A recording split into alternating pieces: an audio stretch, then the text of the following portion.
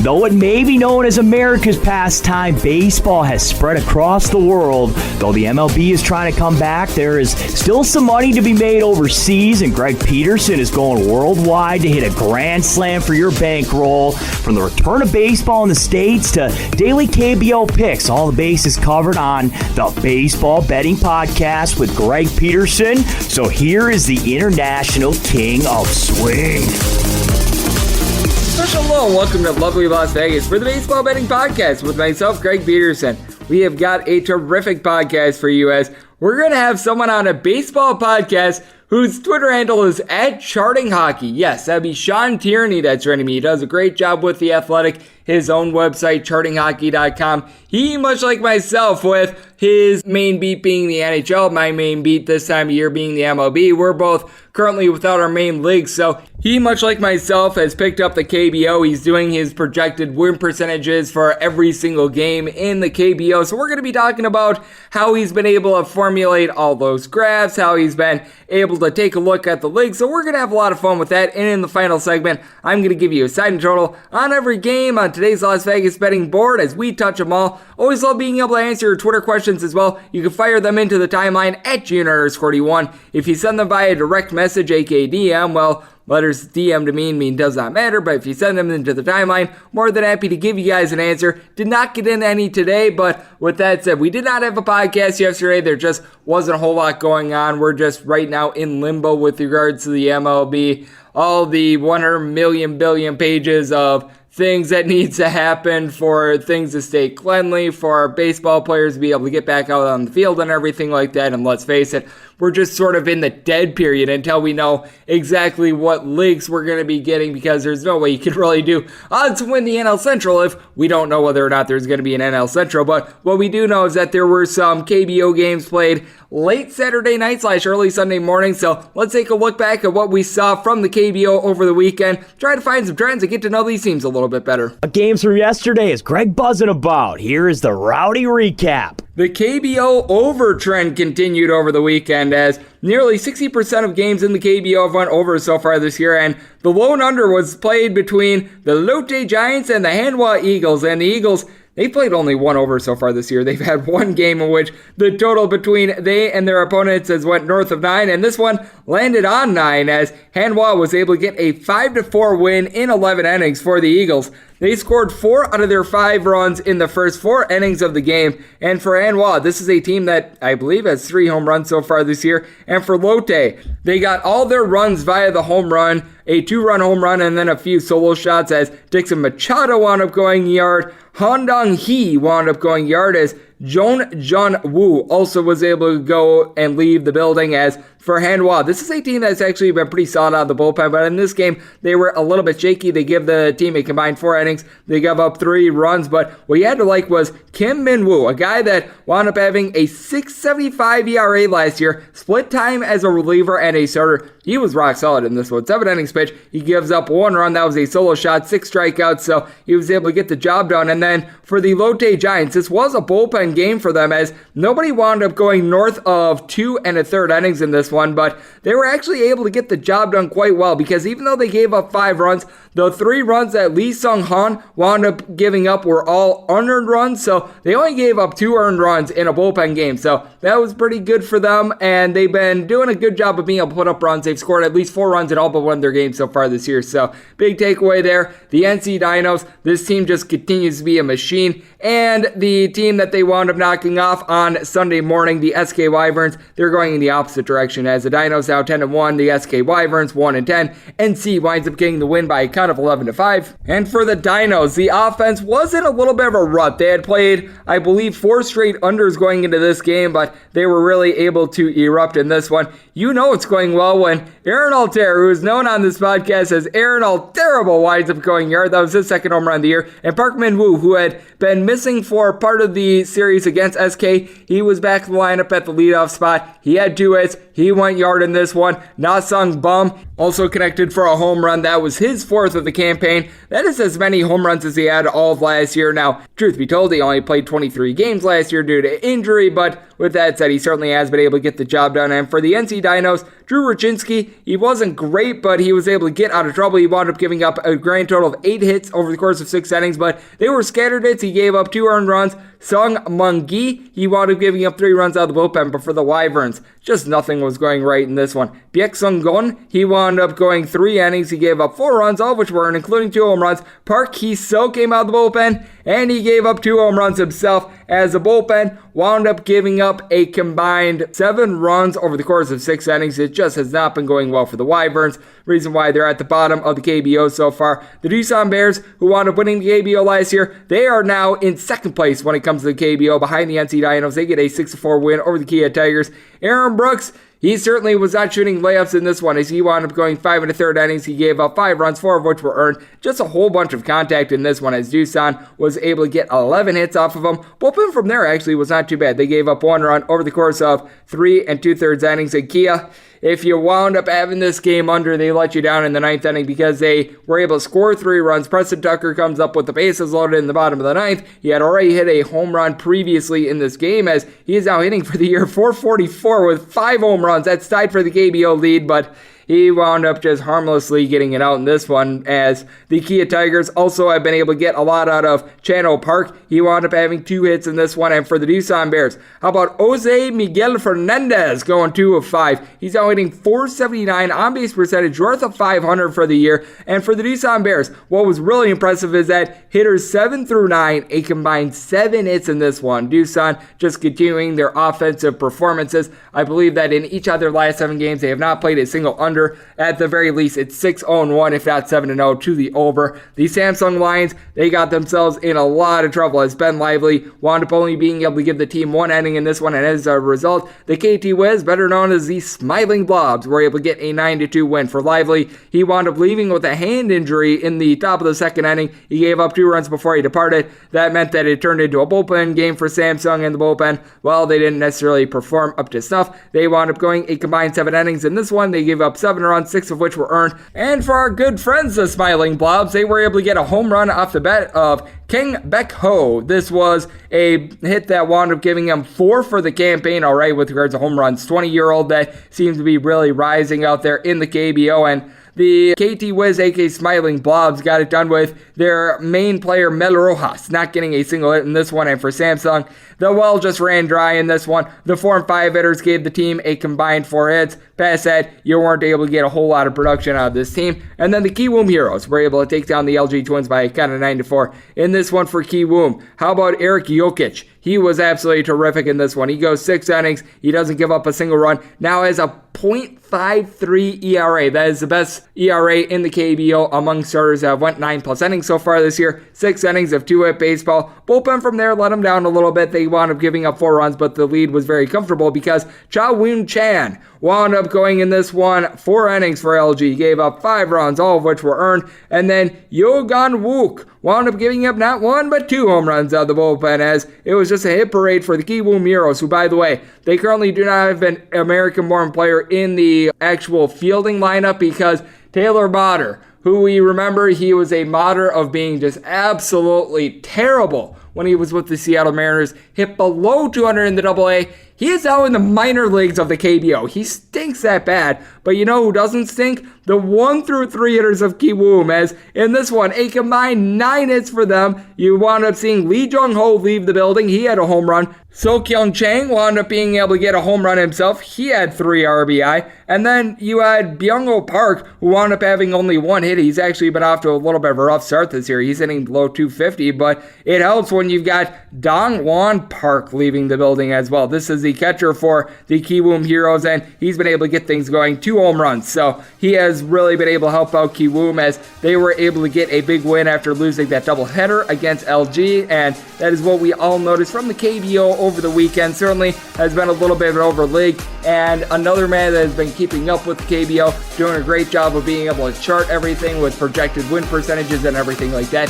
Sean Tierney, a guy that for The Athletic does a little bit more hockey analysis, but much like myself with with the NHL on hiatus, for me, the MLB, he has decided to throw his hat in the ring of the KBO. So we're going to talk to him about how he's been able to do his graphs with the win percentages with the KBO, what he's done with the league, and so much more. That's on the other side, right here on the Baseball Betting Podcast with myself, Greg Peterson.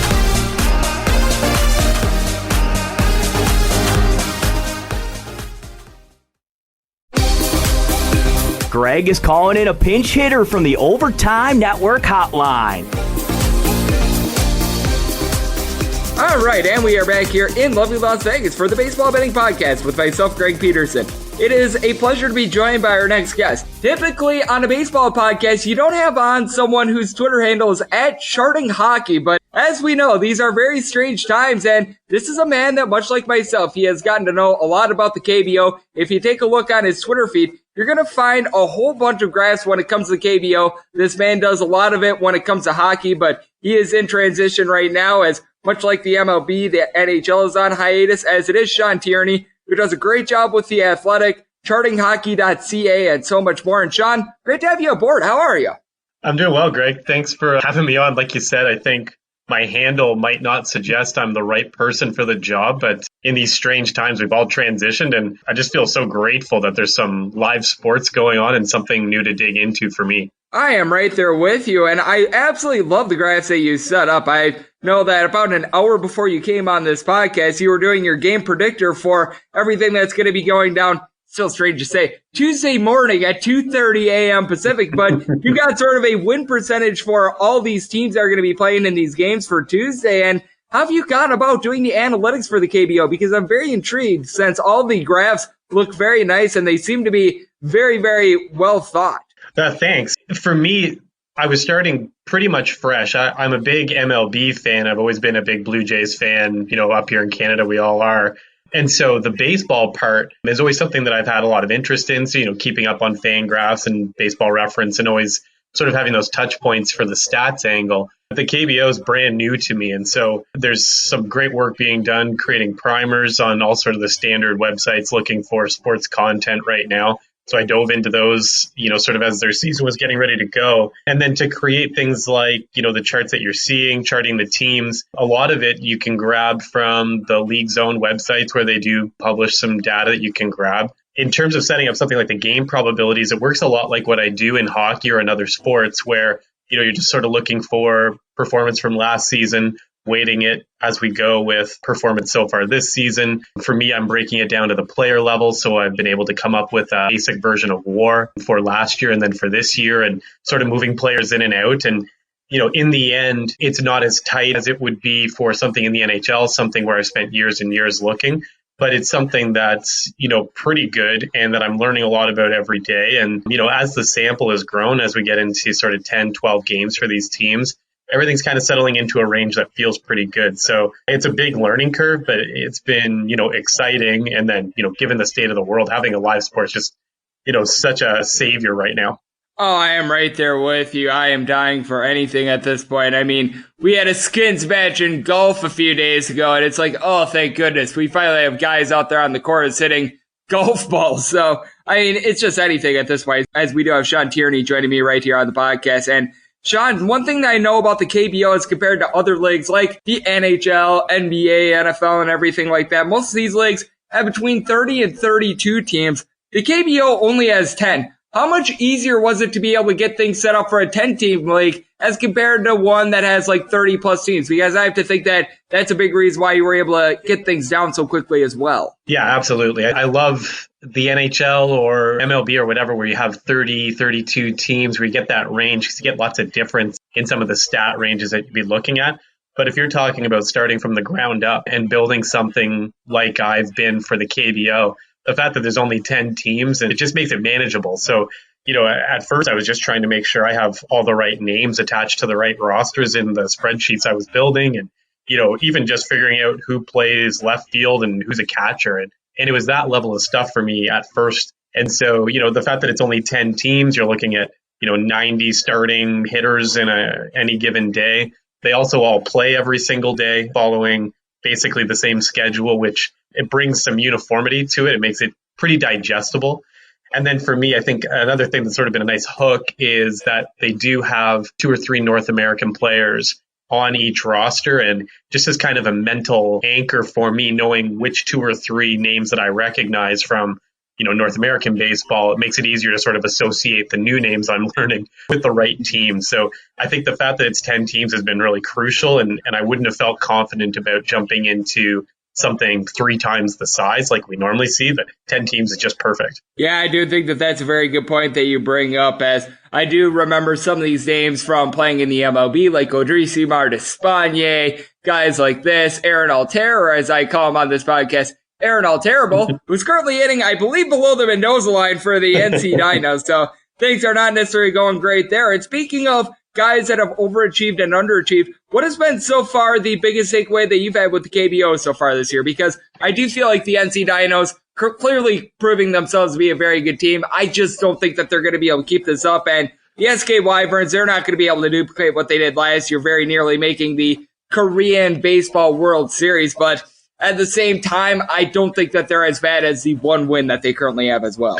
Yeah, it's been only sort of a 10, 12 game sample for these teams, and the Dinos are looking kind of unbeatable. And I feel a little guilty. I sort of picked them as the team that I would root for a little bit extra. At the start of the season, they've gone on a tear, and I'm not used to this feeling of cheering for a dominant team. But, the Dinos have been a little bit lucky. Their offense is good, but not elite. Their pitching has been really, really strong, and they've sort of held off the SK Wyverns a couple of times at the end of last week in sort of one-run games or extra inning games where they kind of snuck out wins, and the Wyverns were right there. The fact that the Dinos are so high and the Wyverns are so low right now, that's definitely exaggerated with this small sample. A team that I'm just sort of keeping my eyes on as we start to get a bigger sample is the Doosan Bears. Their offense has been really dynamite. They're sort of strong up and down the lineup in terms of creating runs. Their issue has been that no one is giving up more against than they are. But this is a team that, sort of looking into historical data, it's a team that has been good in the past. And I expect the runs they're creating is probably true talent, but that they won't continue to lead the league in runs against. And so they're middle of the pack right now. But they're a team that I think they'll sort of bring the Dinos back to the pack as we get going, and those Wyverns aren't going to sit at one win for long. They're definitely more talented than that. And interestingly enough, you got your game predictor graph on your Twitter feed at Charting Hockey, and you got the Doosan Bears as having a 57% chance to win against the NC Dinos Tuesday morning. And I know that in Vegas, this is pretty much a pick 'em line where you're picking minus 110 either way. So I do find that to be fascinating, as we do have Sean Tierney joining me right here on the podcast. And Sean, I know that we've talked a lot about these teams and how they're offensively very good. The Dinos and the Doosan Bears certainly fit that, but we've noticed that the Hanwha Eagles have been playing a bunch of low-scoring games. I believe that they've got only one game so far this year in which the total runs between they and their opponents has went over 9. What do you make out of this team? Because they've been doing a great job of not really giving up a whole bunch of runs. They've been able to keep these games out in front of them. They've been scuffling on the offensive end, and they're going up against a KT Wiz team who, because of their mascot, I call them the Smiling Blobs on this podcast, and the KT Wiz, as we know, they have been a team that has been good on offense, and the bullpen, it has been a hot mess, to say the least. Right, so the Eagles are an interesting team, and if any of the podcast listeners are hockey fans, they're kind of something like a St. Louis Blues or maybe Buffalo Sabres, where in the charts that I've created, they're up in the dull quadrant, generated only as many runs as the SK Wyverns so far, and they've given up fewer runs than any other team in the KBO. So, like you said, you're looking at really, really tight, low-scoring games. They have a couple of contributors on offense. They have Jared Hoying, who's been hurt over the past couple of games, but leads the team in batting contribution WAR so far. They have a handful of players who have been positive contributors in the starting lineup in terms of getting on base and creating opportunities, but just haven't finished so far. So I think this is a team that going forward, if they can hang on to what they're doing from a pitching standpoint, it'll only take a few more runs than what they've scored so far. And it looks like their talent is probably much closer to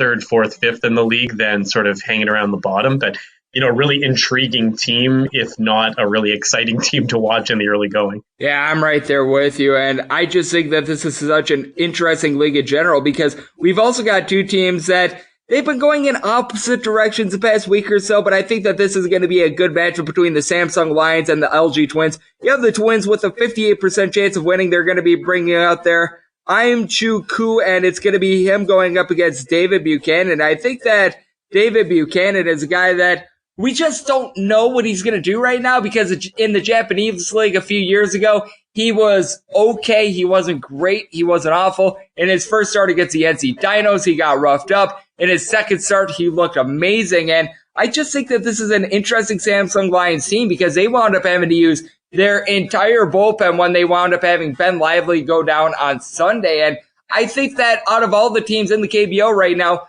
the jury's out the most on the Samsung Lions. Buchanan's interesting. In the game predictor that I've been tweeting out, I have just sort of a basic pitcher rating right beside it, just to give a ballpark sense of what kind of contribution you can expect or we've seen so far.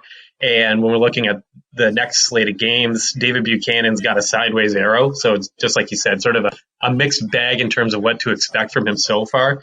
So the real difference comes down to looking at the ability of each of these teams to score, and that winds up being the difference in the predictor for now. The LG Twins have been able to create offense so far, despite the fact they're giving up a lot of runs against.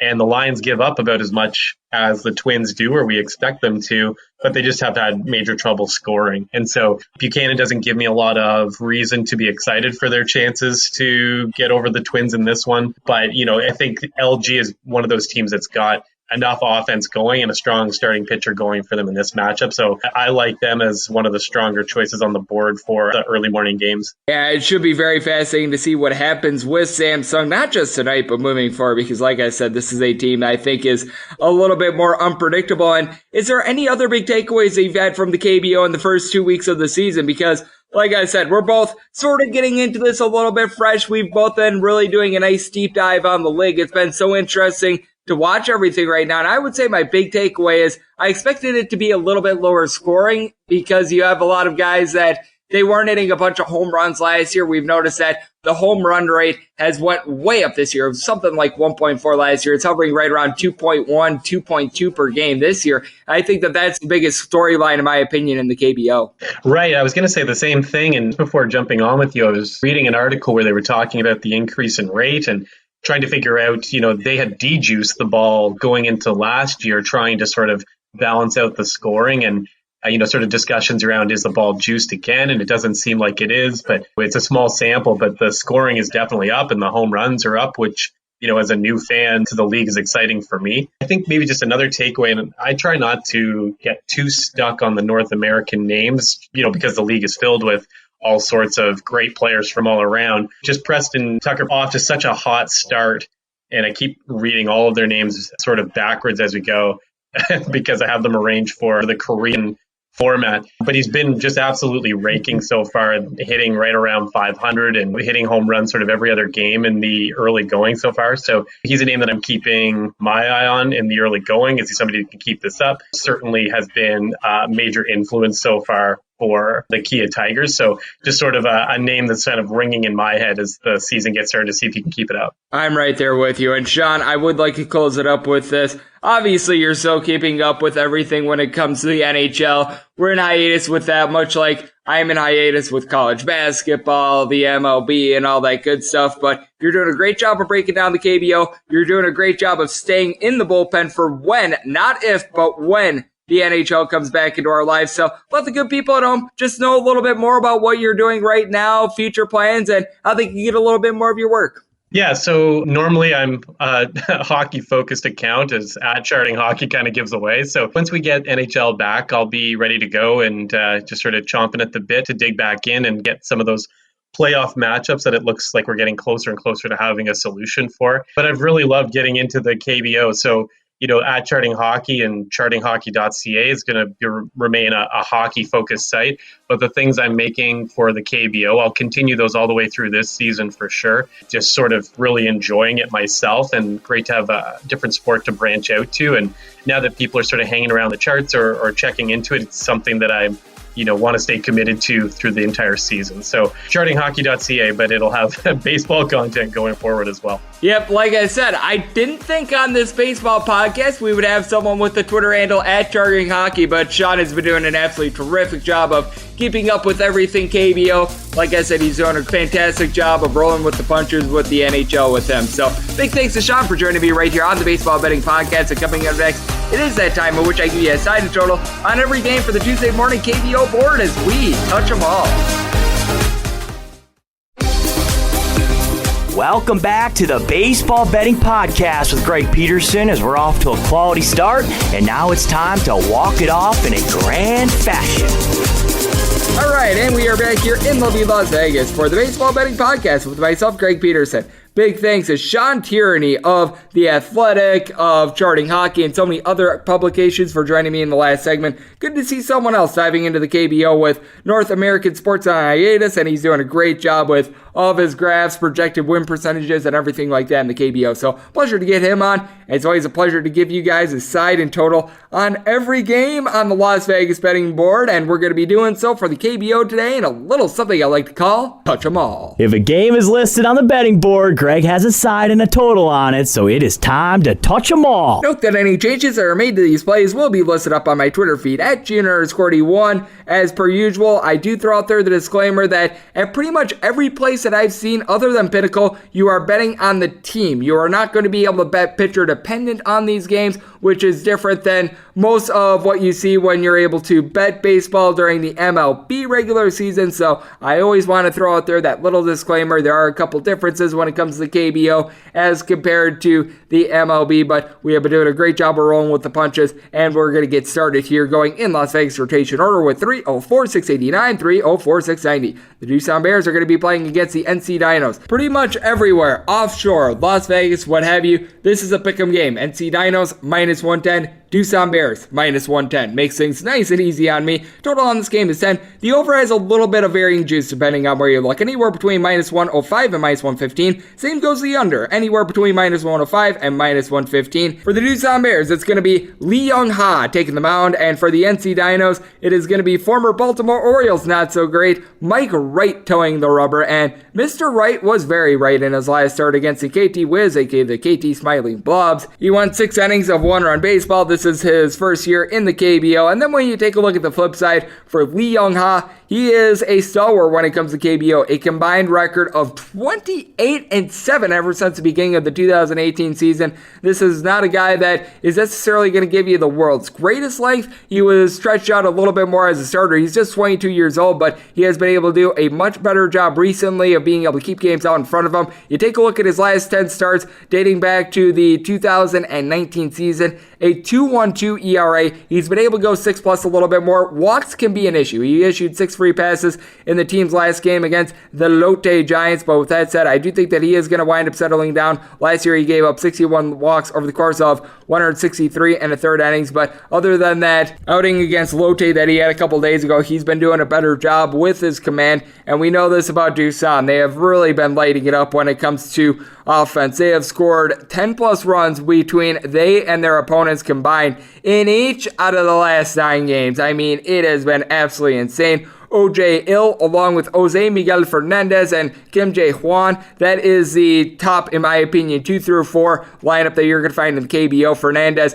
getting on base with an OBS of above 500. He's hitting right around a 480. You've got Jae-hwan. He's hitting a 326 so far this year. He's already got 4 home runs. He had just 15 last year, but had 44 the season before. Seems like he's coming back into the fold. You saw the Doosan hitters 7 through 9 in the team's last game against Kia as well get a combined 7 hits. So this team, top to bottom, they are locked and loaded when it comes to their lineup. And with the NC Dinos, they were dealing with a couple of injuries late last week, but it seems like they're doing a better job of it. And I will say this for the NC Dinos. They have actually been pretty superb when it comes to their pitching. They have given up more than 4 runs in just 1 out of their last 5 games, and they have not given up more than 5 runs ever since their win over the Smiling Blobs on May 12th. So they have been doing a great job of being able to keep the games out in front of them. But with that said, I do think that this is a situation in which NC has a lot of pitch to contact hitters, and Doosan, as we saw against Kia and Aaron Brooks, they are able to light those guys alive.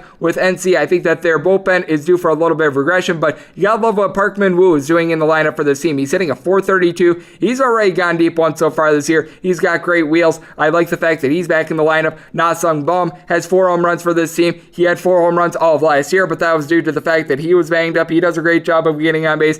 Now, Aaron Altair is still known as Aaron Alterbo, but he did wind up getting a home run in the team's last game, and he's not as bad as Taylor Motter. So you do have that going for him, but even when you take a look at some of the bottom hitters for NC, you've got a bunch of guys that are getting on base like a Kwan Hee Dong. He's hitting a 375 as the number 8 hitter of this team. He's already got a home run to his credit, does a good job of being able to draw some walks. I think that this has high-scoring game written all over it. I think that Mr. Wright is not going to be Mr. Wright in this spot. I think that Doosan is going to get a little bit of better bullpen pitching than they've gotten at the beginning of the year, but I do still think it's going to be a slugfest, so we're taking this game over, and we are going to be riding with the Doosan Bears. We move on to 304-691, 304-692. The Kiwoom Heroes are going to be playing against the SK Wyverns, the Wyverns, who enter into this game 1-10, dead last in the KBO. They're finding themselves at right around a plus 150-ish on the money line. You might be able to find them more around a plus 145, but that's pretty much where they're sitting at. With Kiwoom Heroes, they're as low as minus 165. If you've got a book with bad juice, you might be finding them north of minus 180. And your total on this game, it is 8.5. The over has juice of anywhere between even and minus 120. We are seeing a lot of variance with that regard. And even at circa, you're seeing a total of 9. That juice is even on the over of 9, and the under is minus 120. Meanwhile, with the 8.5, you're able to find anywhere between even juice on the under and minus 120. So this is a total that is all over the board, and we're seeing this a lot with KBO. These different books are setting these totals vastly differently, and I think that the books are having a little bit of a tough time keeping up with just these starting pitchers, because with the SK Wyverns, they're going to be sending out Ricardo Pinto, who is a gentleman that wound up pitching in the States the last couple years. Meanwhile, it's going to be Choi Wante that goes for Kiwoom, and I do have some confidence in Mr. Wante. He did a very solid job in his last start despite taking the loss against the Samsung Lions. He wound up going 7 1/3 innings. He wound up giving up 4 runs, but only 2 of which were earned. He was let down by the fielding in that game. Meanwhile, if you want to talk about a pitcher that was let down by his fielding, Mr. Ricardo Pinto. His last game was televised on ESPN against the LG Twins. In that game, he wound up giving up 10 runs, but only 3 of which were earned.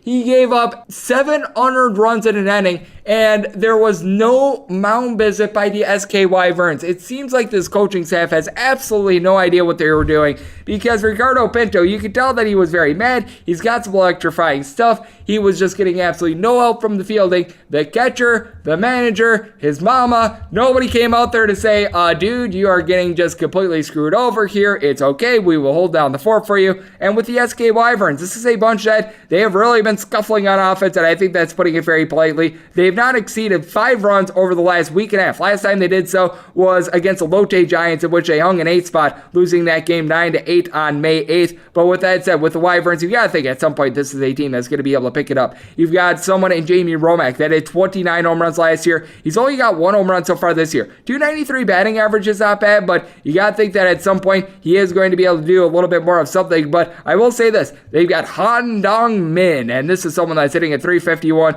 He has got 5 home runs so far this year. That is either the league lead in regards to home runs or tied for the league lead. So he certainly has been able to go yard, but outside of those 2 guys, you're really not getting a whole lot out of SK. And then you take a look at the Kiwoom Heroes. They actually did addition by subtraction. They wound up setting Taylor Motter, who, as we know from his time in the States, is absolutely terrible with the bat down to the minors. And as a result, they scored 9 runs a few days ago against the LG Twins. I do like what they're able to get out of Lee Jung-hoo. He wound up being able to hit a home run in that game. He's now hitting a 372. And every single one of his years in the KBO, he's hit at least at 324. So far this year, he's already got 3 home runs. He had 6 all last year. And last year, he played 140 games. So clearly, he's been able to do a good job. You got to think that at some point, Byung-ho Park is going to be able to pick it up as well. This is someone that led the KBO in home runs last year with 33. So far this year, he's got 2. He's only hitting at 209, but we remember his time with the Minnesota Twins. Was never really a great contact hitter. He's much better in the KBO when it comes to that, but he certainly does have great power. And I do think that the Kiwoom Heroes are able to get some production out of the bottom of the lineup, because you've even got someone like a Ji Young Lee. He's hitting a 364 so far this year. He's hitting in the 8 hole. I really like what Kiwoom is bringing out there. The Wyverns, they're 1-10. They're scuffling. I think that Pinto is going to get lit up, and if he doesn't get lit up, the fielding will make sure he gets lit lit up, and the Wyverns have been just absolutely terrible when it comes out of the bullpen. So for that reason, we are going to be taking the money line here with the Heroes, and we're going to be taking this total over as well. We move on to 304-693,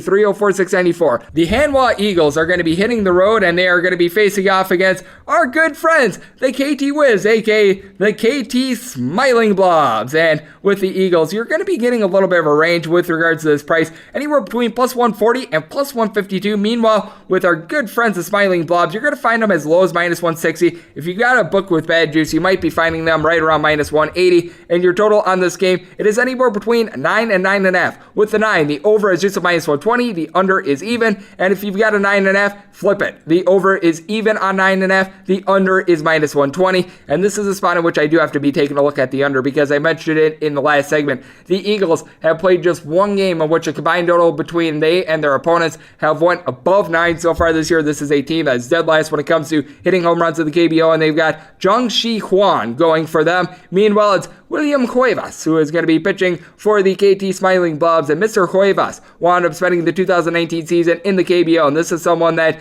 during that season wound up having a 3.62 ERA, got lit up in his first start against the Lotte Giants. He won 5 innings in that game, gave up 6 runs, all of which were earned, and hard contact has become a little bit of an issue for him. He's given up a home run in 4 out of his last 5 starts, so that is a little bit of a concern. He was with the Boston Red Sox a few years ago. He wasn't any good with the Boston Red Sox. I do think that Zhangxi Huang has a little bit of upside with him. He has had an ERA below a 5 in each out of the last 4 years with Hanwha, and this is a little bit of a revenge spot because he did wind up spending 2 years with the KT Smiling Blobs, and he's been in the league so long that he was playing for the Hyundai team, which I don't remember who they are because they are a team that has been defunct for many, many years. But with that said, you take a look at what Mr. Shiwan has been able to do so far this year. It's been pretty rock solid. He's went 6 innings in both of his starts. He has not allowed a ball to leave the yard. You got to think that he's going to have better command in this one than he had against Kia. In that start against Kia, the team's last start, he had 6 walks. But this is a guy that perennially is able to get the ball over the plate. In the 2018 season, he had 19 walks for the entire season. Now, that was in a very limited sample size, but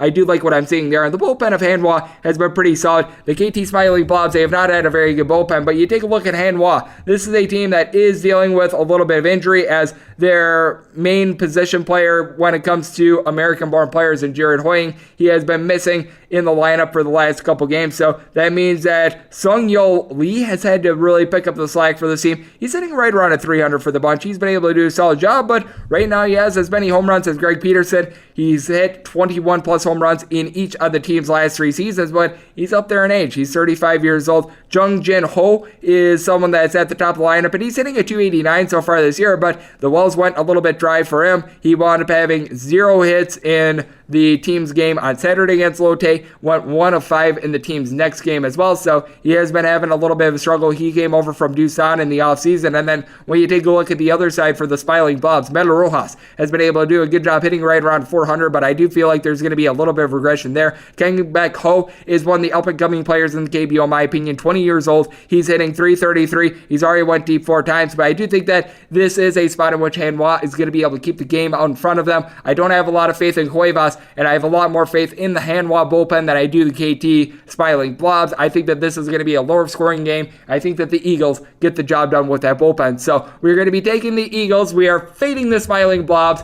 and we are going to be taking the total under. And yes, I love saying Smiling Blobs. We move on to 304-695, 304-696. The Samsung Lions are going to be playing host to the LG Twins. The LG Twins are finding themselves a favorite in this one. As I'm seeing it right now, you're going to be laying anywhere between minus 125 and minus 135 with the Twins. Samsung Lions anywhere between plus 105 and plus 115. Total is 9.5. The under is anywhere between minus 115 and minus 120. Meanwhile, the over is anywhere between minus 105 and even. And I'm seeing a 9 out there at Circa as well. The over on 9 is minus 120 and the under is even. And for the Samsung Lions, it is going to be David Buchanan that is going to be taking the mound. And then when you take a look at the flip side, Lim Chang-gu is going to be taking the mound for the LG Twins. Prior to a couple couple days ago, the LG Twins had actually had the worst starting pitching ERA in the KBO, but Chang-Gu was actually very good at his first start, which was against the SK Wyverns. He went 6 innings and only allowed 1 run in that one, 7 punch-outs, and this is one of the better swing and miss pitchers that you are going to find in the KBO, having a strikeouts per 9 rate of about 7.3 last year, which it doesn't sound too impressive, but keep in mind that KBO players,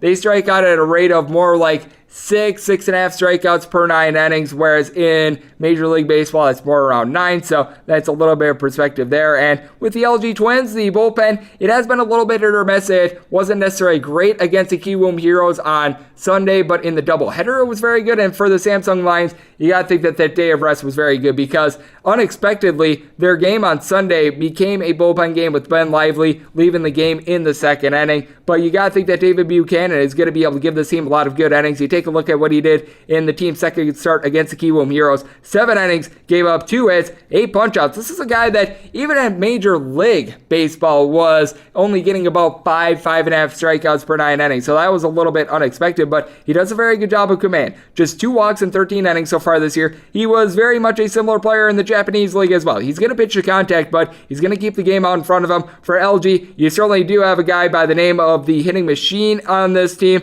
That would be Kim Hong-soo. You may remember him from his time with the Baltimore Orioles and the Philadelphia Phillies. He's hitting a .400 so far this year. Not necessarily going to hit for power like he did in his younger years, but with that said, he does a very good job of being able to drive in runs. The guy that is really driving in runs, though, that would be one Roberto Ramos. This is someone that has just been absolutely terrific. Was in the Colorado Rockies organization last year, hitting at .378. He's already went deep 4 times so far this year, and as a matter of fact, he's got 3 home runs over the team's last 7 games, so I do like what he is showing so far this year. The big question with LG is, what are you going to be able to get out of the bottom of the lineup? Baek Seung-hun is hitting a .571 right now in the 9-hole. He's only seen 3 games, but you gotta feel like there's going to be some regression there. Koo Bon-hyuk, he is hitting a .333 at the 8 spot. Once again, I think we're going to see some regression there. And then when you take a look at the flip side, for the Samsung Lions, they're currently without Tyler Saladino, but once again, much like Taylor Motter being out of the fold for the Kiwoom Heroes, I think that that's addition by subtraction. I think that the big key for the Samsung Lions is being able to get a few guys going when it comes to power, because you've got Kim Dong-hyup. He has been very unexpected at the tool. Last year he hit a .215. This year he's hitting a .300. He's already went deep 2 times.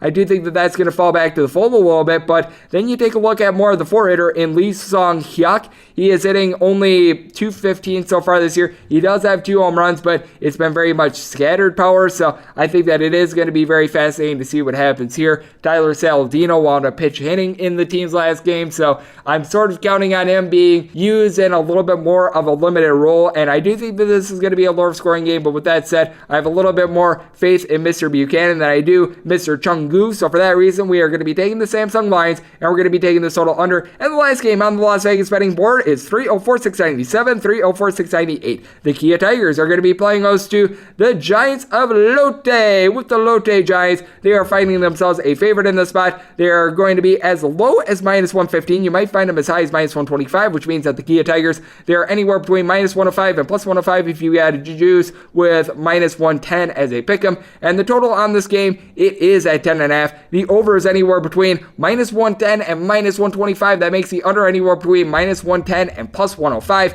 And when it comes to the pitching matchup, you've got Lee Min-woo going for the Kia Tigers and So-jung Won going for the Lotte Giants. And Mr. So-jung Won has been a little bit inconsistent. That's because he's 19 years old. He's got a 4.09 ERA so far this year, 5.47 last year. In 2 starts, he's been able to do a little bit of a better job when it comes to being able to keep the ball in the yard. He's given up just 1 home run in 11 innings. Last year, he gave up right around a home run per 9. And this is someone that it's just very hit or miss. You don't know what you're going to get. He's either going to give you 5 to 6 innings of 1-run baseball, or he's just going to get lit on fire. You can't expect this guy to give you really much more than 5.5 innings. He's not necessarily a distance guy at this point, but he's been doing a little bit of a better job with command. He's had 2 walks or fewer in 8 out of his last 10 starts. That's something encouraging. Meanwhile, with Lee Min-woo, he's got a career ERA of a 5.74, but what I do like about him is the fact that he does a good job of being able to keep the ball in the yard. Each of his last 4 starts has not given up a home run. He has some sneaky sneaky good fastball run as well. This is someone that in his last start of the 2019 season was able to strike out 8 against the Lotte Giants. He is a guy that if he's really rolling, he's going to be able to give you a solid performance. And I do think that the Kia Tigers have one of the more underrated bullpens that you're going to find out there in the KBO. And with Lotte, I do think that there's going to be a little bit of regression with the bats because this is a team that's very old. Dae-Ho Lee is someone that we remember from his time with the Seattle Mariners. He's now 37 years old. He's hitting a 372, but you can tell that the power is not there like it was in the past. 16 home runs last year, just 1 so far this year. Dixon Machado has been doing a great job for this team, but he has really come back to earth after he had a white-hot start. 2 hits in the team's last 4 games, so it seems like regression is starting to set in there. You've got absolutely nothing at the bottom of this lineup. You've got a bunch of guys that are 7 through 9 that they're not going to be able to provide you a whole lot, and then Min Byung-hun, he is a little bit of a question mark because he's hitting a 311 so far this year, but he's getting up there at age 33,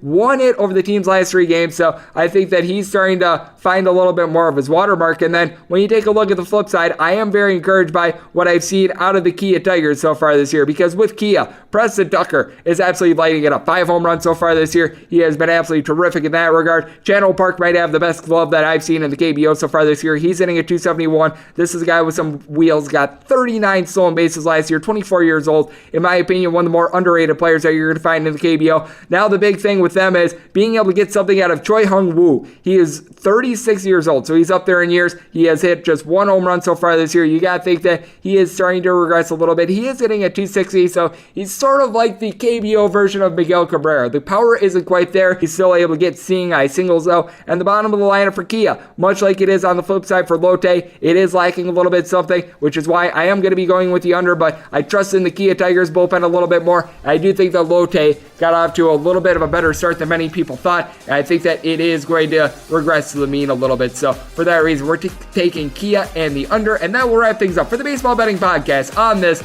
wonderful Monday/Tuesday. A big thanks to our guest Sean Tierney of The Athletic and Charting Hockey for joining me in the last segment. And if you like what you're hearing from this fine podcast, you can subscribe on Apple Podcasts, Google Play, Spotify, Stitcher, and TuneIn. And if you ever have a question for the podcast, fire it into my timeline at Jared41. Hopefully you're all safe, healthy, and doing well, and I'll talk to you guys once again tomorrow. Thank you so much for tuning in.